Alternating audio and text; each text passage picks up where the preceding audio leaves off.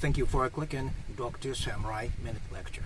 In this video, I would like to focus on gun violence lesson plan. I would especially like to focus on what are needed to be added to the current gun control legislation to actually see the results, that is, the decrease of mass shooting cases. My name is Dr. Samurai. I'm a professor specialized in international social pathology. Gun violence lesson plan.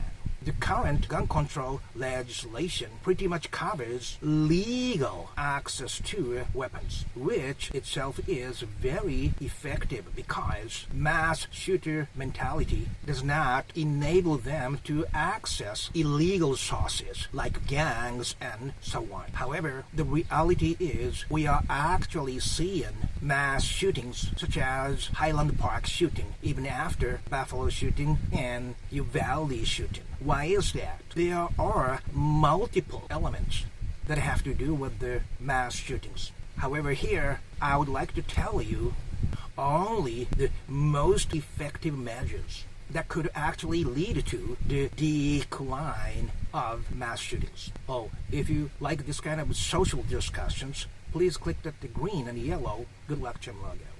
What I would like to suggest first is to establish the system to receive public tips on possible perpetrators. Most mass shooters do show signs of future acting out. FBI's BAU2, which specializes in prevention of mass shootings, advocates pathway to violence and threat assessment. Pathway to violence means the perpetrator usually follow common pathway that leads to actual mass shootings. Mass shootings itself is murder-suicide. That means they are not satisfied with committing only suicide. They want to demonstrate their angers to the public.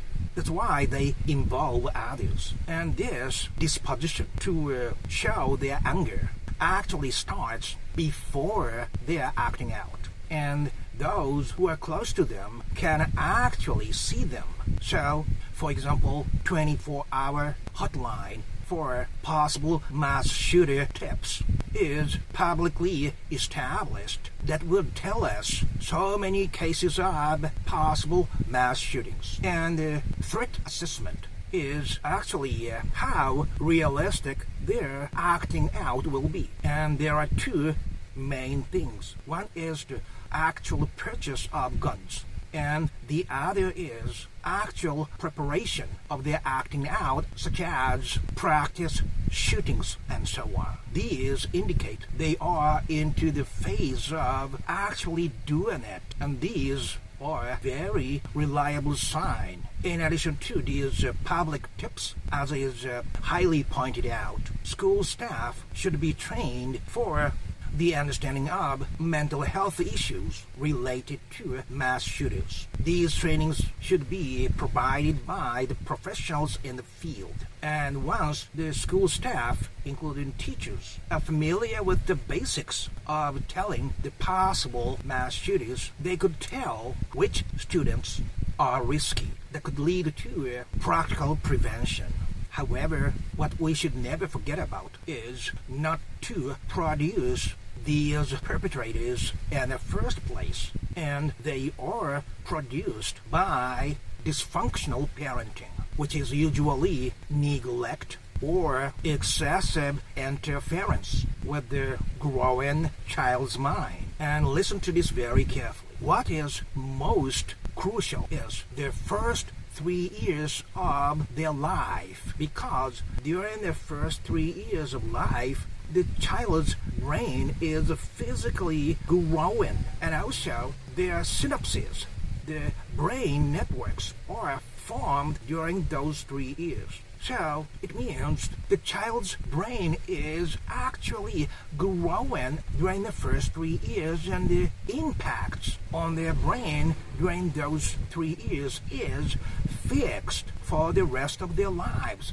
Even if they receive many good and positive inputs later on, it cannot change the very basis of their mentality that have formed during the first 3 years, which is called critical period. So, to protect these first 3 years, the critical period is literally critical.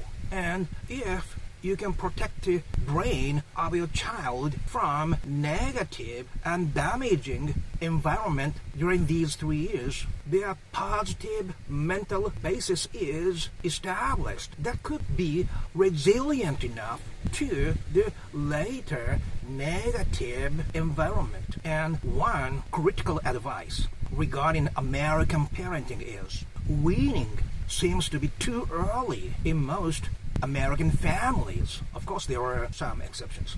The first 3 years, parents need to be very close physically to their child, including physical contact, and always warm and positive communication with their infant. However, there's this customs that babies are put in cradle separate from the parents' bedrooms. That means their attachments with their mothers cannot be fully established during the first 3 years. The weaning is too early in most American households, and because of that, attachment disorder can be happening. That is interpreted as early emotional neglect that could lead to mass shootings. So, in a nutshell, by the current gun control legislation, access to guns is pretty much covered. So, in order for us to actually see the decline of mass shootings, we should reinforce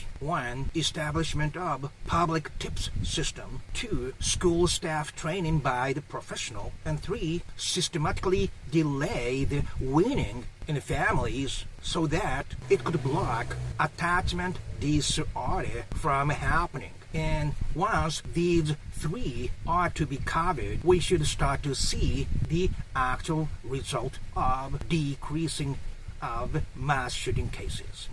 Thank you for watching, and if you like this kind of deep discussions, please click that red Dr. Smith logo. Wherever you are, my friend, on this very small planet Earth during this very short period of time. Okay, thank you very much.